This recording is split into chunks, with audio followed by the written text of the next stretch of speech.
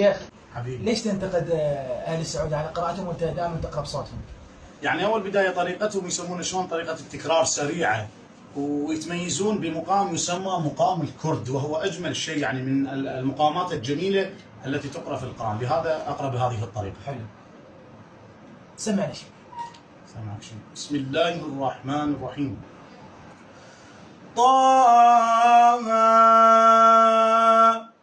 ما أنزلنا عليك القرآن لتشقى إلا تذكرة لمن يخشى تنزيلا ممن خلق الأرض والسماوات العلى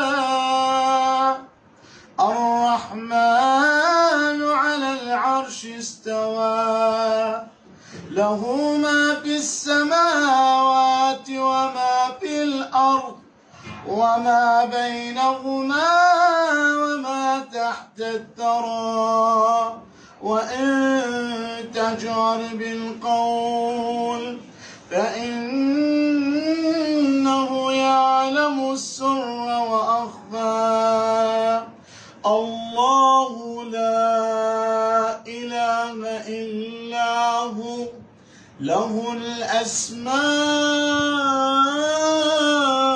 الحسنى وهل أتاك حديث موسى.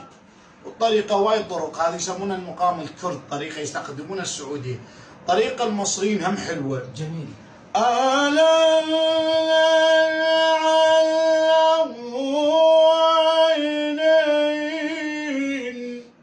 ما شاء الله.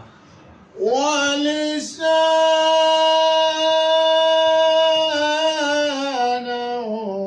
وشفتين. ما شاء الله. اللهم صل على الطريقة العراقية هم حلوة، بس نعم. تقرأ بالفواتح حزن. زين. أأنتم أنزلتموه من المزن أم نحن المنزلون. ما شاء الله ما شاء الله. جميل جدا. فالقرآن ما شاء الله هو يبقى القرآن حلو، عاش صوتك. كل لغة بكل لهجة يبقى هو كلام الله. لو إن القلوب تطهرت لما شبعت من القرآن.